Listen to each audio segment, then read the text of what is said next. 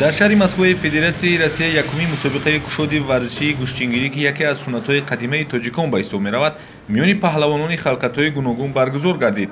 чорабинии варзишӣ ки ба муносибати 25-умин солгарди истиқлолияти давлатии ҷумҳурии Тоҷикистон бахшида шуда буд, бо садо додани сурудҳои миллии ду кишвари ба ҳам дӯст ифтитоҳ ёфт.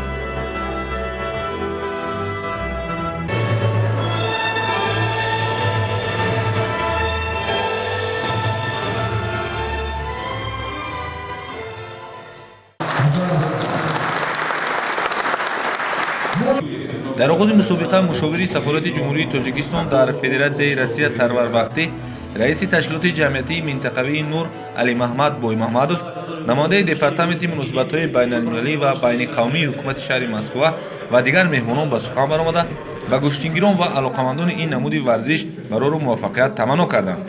чорабинии сатҳи баланд бо ташаббуси ташкилоти ҷамъиятии минтақавии Нур ва дастгирии сафорати ҷумҳурии Тоҷикистон дар Федератсияи Россия баром монда шуда, мақсади асосии он ҷалби ҷавонон ба варзиш, таъмини солимии ҷомеа, маърифии суннатҳои миллӣ ва дӯстии рафоқат миёни варзишгарони кишварҳои ҷаҳон маънӣ дод шуд. чун варзиш як соҳа, як роҳе аст ки метавонад муттаҳид созад ва баръакс. дар ин масъала муттаҳидии мо хеле тез ба миён меояд, чунки ин бори аввал нест. пеш агар мо мусобиқа оид ба гӯштингирӣ байни худамон мегузаронем, анакнун мо даъват мекунем намояндагони Ӯзбекистонро, намояндагони Афғонистонро, намояндагони Эронро аз соли оянда чемпионати Русия оид ба гӯштингирӣ мегузаронем. мо мехоҳем ки гӯштингирӣ, намуди гӯштингирӣ машҳур шавад на танҳо дар Русия, балки дар тамоми дунё. дар моҳи март дар Федератсияи Русия дар Лужники баргузор мегардад мусобиқаи хеле калон, дар он ҷо зиёда аз 15 давлат иштирок мекунанд ва ман мехоҳам ки қаҳрамонони асосӣ аз Тоҷикистон мешаванд. мо беҳтаринҳоро ба ин ҷо даъват мекунем. ин мусобиқа бахшида ба 25-умин солгарди истиқлолияти ҷумҳурии Тоҷикистон аст.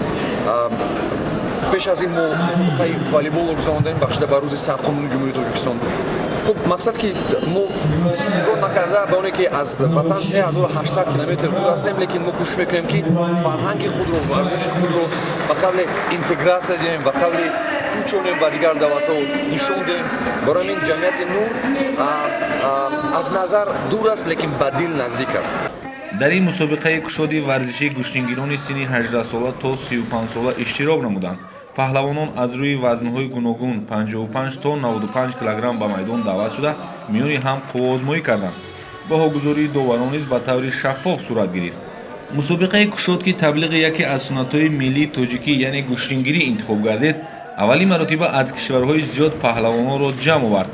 дар ин чорабинии варзишии сатҳи баланд ки маҳз бо ташаббуси тоҷикон баром монда шуд, шумораи зиёди паҳлавонони ҷумҳуриҳои Тоҷикистон, Ӯзбекистон, Федератсияи Россия, ҷумҳурии Исломии Афғонистон ва Эрон иштирок ва миёни ҳам қуввоозмоӣ карданд. ҳар нафар иштирокчӣ кӯшиш мекард рақиби худро мағлуб созад. дастгирии мухлисон низ ба гӯштингирон қувва мебахшид.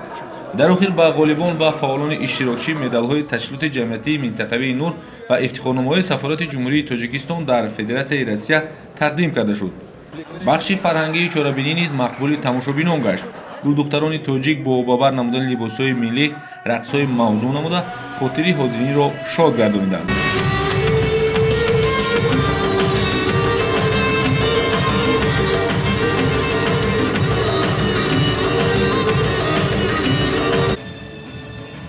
дар маҷмӯъ ба роҳ мондани сабқати варзиширо берун аз кишвар аз рӯи намуди гӯштини миллӣ метавон дар самти муаррифии парчами ҷумҳурии Тоҷикистон миёни халқатҳои гуногун ва ҷалби ҷавонон ба варзиш қадами устувор номид. Абубакр Шарифӣ, Абибуллоҳ Шувахт, шаҳри Москва, ҷаҳон.